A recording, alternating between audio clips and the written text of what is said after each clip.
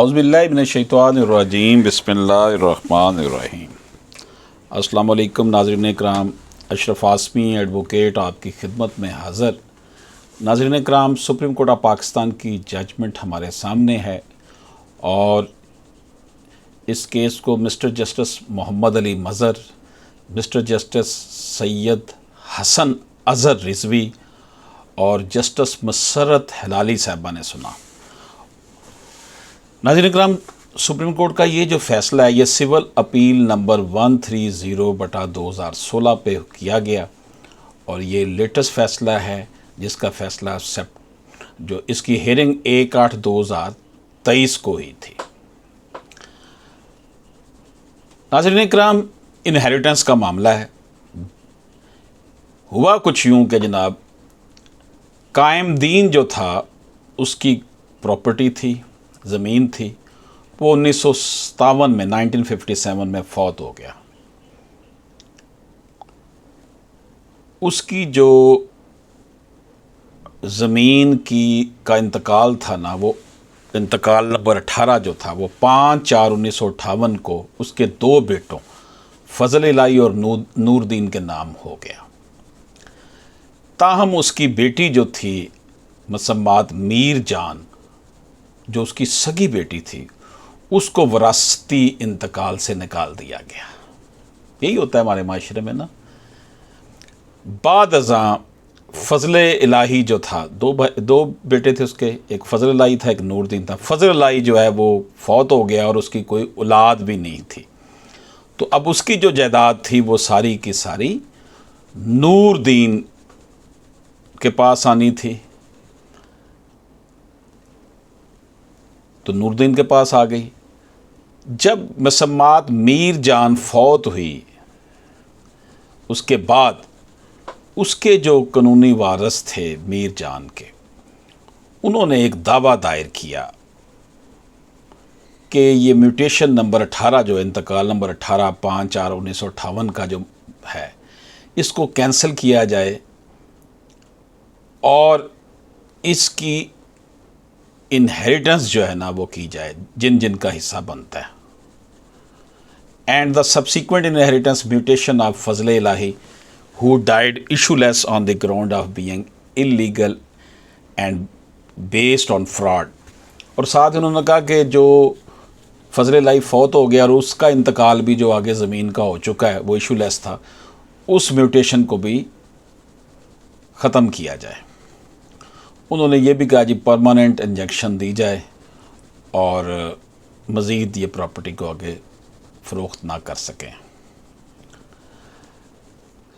اس suit کو جو ہے وہ جو ایک بھائی کی اولاد تھی انہوں نے کنٹیسٹ کیا، جس کے پاس ساری زمین آ گئی ہوئی تھی اپنے دادا کی قائم دین کی، انہوں نے ریٹرن سٹیٹمنٹ دی۔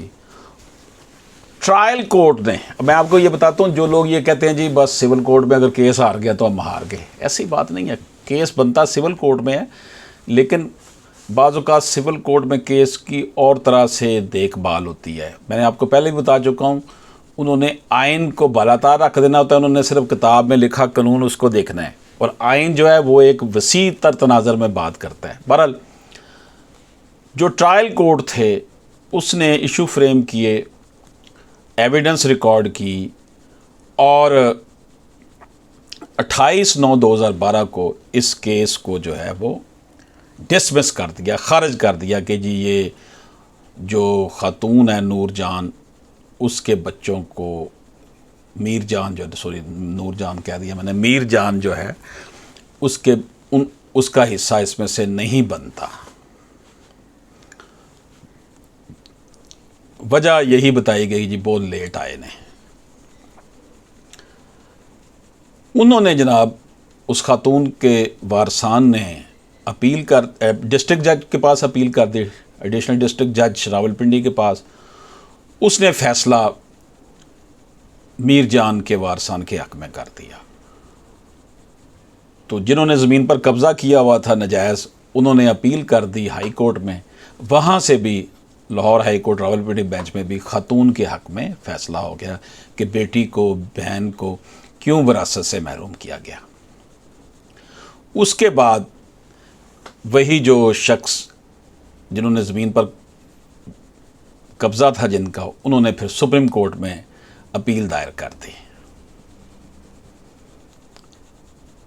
اور یہ اپیل جو ہے وہ انہوں نے جب چیلنج کی تو ان کے وکیل کا یہ کہنا تھا کہ یہ جو اب دعوے دار بنے ہوئے ہیں رسپونڈنٹ، یہ بہت دیر کے بعد انہوں نے دعویٰ کیا، ٹائم بارڈ ہے، اور اس کی کوئی وضاحت بھی نہیں کی کہ ٹائم بارڈ کیوں ہے۔ ان کا کہنا تھا جی یہ میوٹیشن کا جو انہیریٹنس میوٹیشن ہے، جو وراثت کا انتقال ہے، یہ 5/4/1958 کو ہوا، اور یہ سوٹ فائل کیا جا رہا ہے 20/6/2005 کو۔ تو آپ دیکھ لیں کہ یہ تقریباً 40-45 سال کے بعد کیس کیا گیا ہے۔ In this behalf, the learned counsel relied upon the judgment of this court in the case reported as Noor Deen and another versus Additional District Judge Lahore and others 2014 SMER 513۔ اس نے یہ judgment دی اور کہا کہ جناب یہ time baud ہے، اتنا عرصہ گزر گیا ہے، اب یہ کیس نہیں چل سکتا تھا۔ سپریم کورٹ کہتی ہے جی سپریم کورٹ نے کیس کو سنا۔ اب سپریم کورٹ کی observation: Perusal of the record would reveal that the Qaim Deen, the predecessor of the parties, died in the year 1957۔ Record یہ ظاہر کرتا ہے کہ قائم دین کا انتقال جو تھا وہ 1957 میں ہوا، اور اس نے پیچھے 2 بیٹے چھوڑے، فضل الہی اور نور دین، اور ایک بیٹی میر جان، جو کہ رسپونڈنٹ جو ہیں اس کیس میں ان کی ماں تھی۔ تاہم inheritance mutation number 18 dated 5/4/1958، the estate of Qaim Din was devolved upon his 2 son. 5/4/1958 میں انتقال جو ہے قائم دین کے 2 بچوں، 2 لڑکوں فضل الہی اور نور دین کے خلاف، نور دین کے حق میں ہو گیا، جبکہ بیٹی جو تھی اس کو وراثت میں سے نکال دیا گیا، نہیں نام اس کا لکھا گیا۔ یہی تو رونا ہے ہمارا کہ بیٹیوں کو کیوں وراثت سے محروم کرتے ہیں۔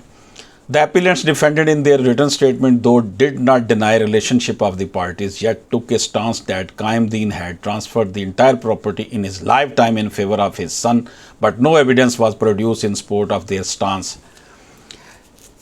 اب انہوں نے کہا جناب کہ یہ ہمارے ابا نے ہماری، یعنی کہ قائم دین کے وارثان نے کہا جی انہوں نے اپنی زندگی میں ہمیں ٹرانسفر کر دی تھی۔ اب دیکھیں قائم دین فوت ہوتا ہے 1957 میں، اور ان دونوں بیٹوں کے نام جو پراپرٹی ٹرانسفر ہوئی ہے وہ 5/4/1958 میں، وہ بعد میں ہوئی ہے۔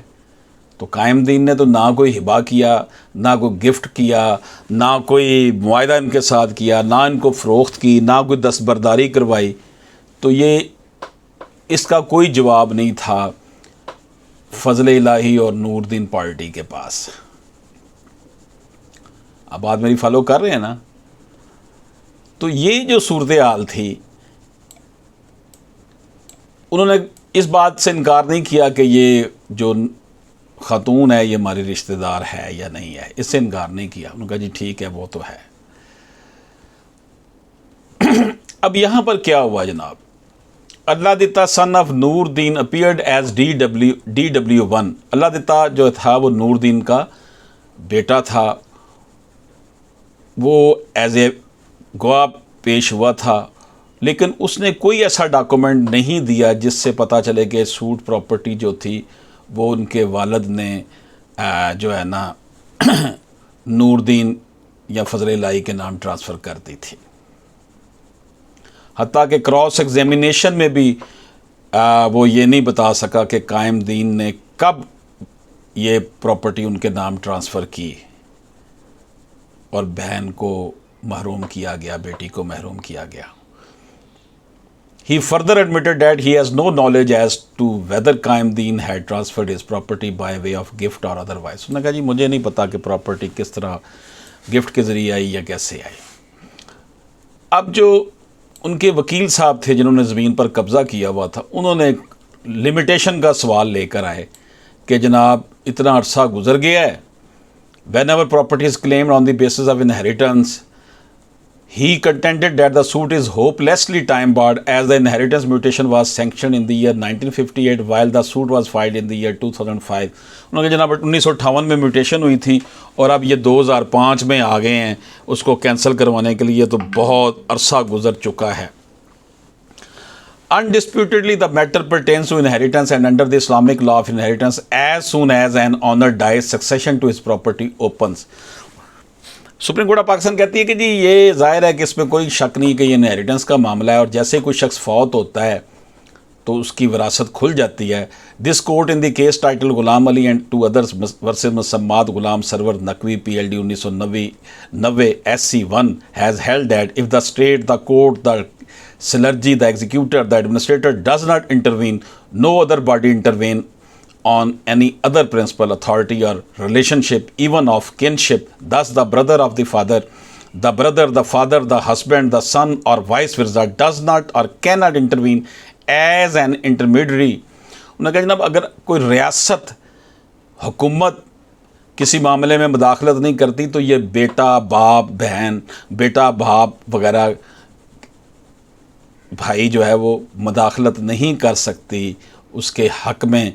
जैसे ही विरासत खुली थी तो ख़ातून भी उसका हिस्सा बन चुकी थी, इन्होंने बददियांती से उसका नाम विरासत में से निकलवाया. This court in case title मुसम्मात Gohar Khanam and other versus मुसम्मात Jamila जान and others 2014 SMER 801 has held that mutation is meant to record the legal entitlement, and if the mutation is erroneously made, such mutation would not create title in accordance with the Sharia law of inheritance. Supreme court का कहना था कि ये जो mutation है ये एक किस्म का रिकॉर्ड है, ये कानूनी एक एंटाइटलमेंट है. इसका मतलब ये नहीं है कि इससे कोई किसी का हक पैदा हो जाता है, ये टाइटल पैदा नहीं करती शरिया लॉ के हवाले से. ये नहीं है कि म्यूटेशन हो गई है तो आप किसी को विरासत से महरूम कर दें.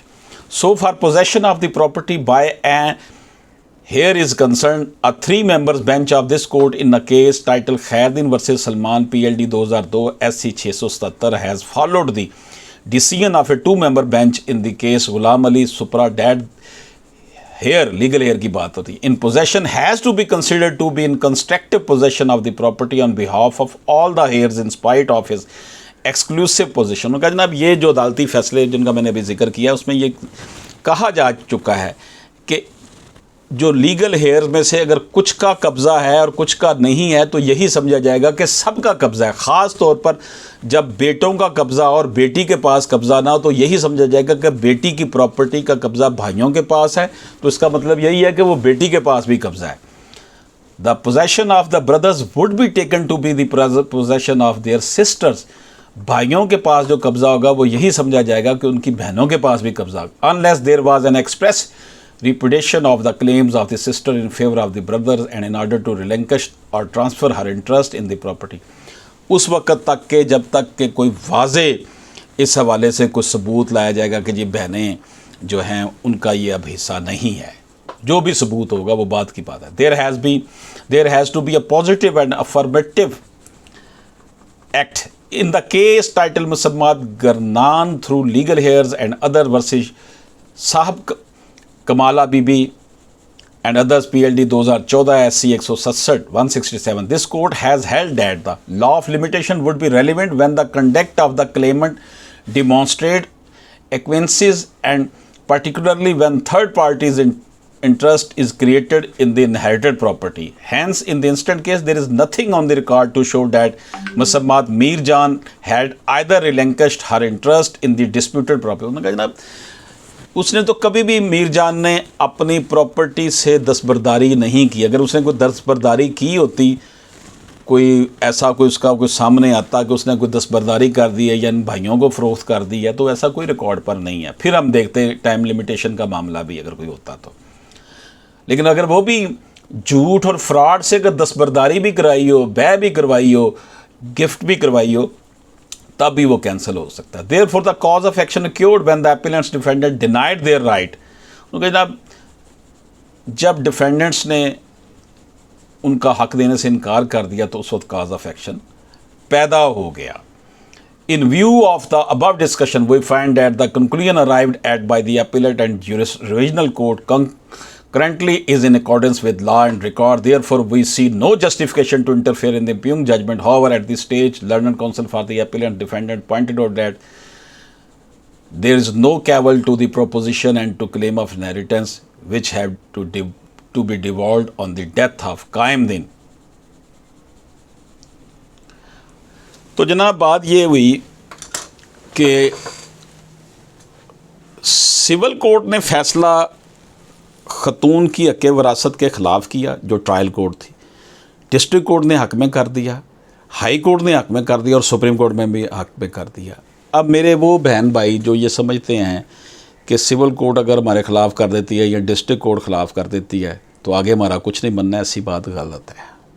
یہ آپ کے سامنے لیٹسٹ فیصلہ ہے، ابھی اسی یعنی کہ 10-15 دن پرانا فیصلہ ہے، یہ مہینہ ہوا ہے ایسے ابھی. تو آپ دیکھ لیں کہ یہ فیصلہ سول کورٹ میں اس کے خلاف ہوا لیکن آگے جا کے ٹھیک ہوتا چلا گیا. اس لیے آپ لوگ ڈسہارڈ نہ ہوا کریں. پاکستان کے نظام عدل میں بڑی خامیاں ہیں، اور بلکہ میں تو یہ کہا کرتا ہوں کہ سول جوڈیشل سسٹم ہمارا کولیپس کر چکا ہے.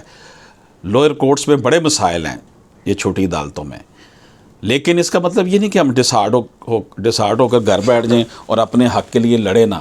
اگر ہم نے یہ سمجھنا ہے کہ اللہ ہمارے ساتھ ہے اور ہمارا اس کے اوپر مکمل یقین ہے تو ہمیں اپنے حق کے لیے آگے بڑھنا چاہیے. دیکھیں اتنا پرانا کیس تھا، اللہ تعالیٰ کے فضل و کرم سے ان کو ان کا حق مل گیا.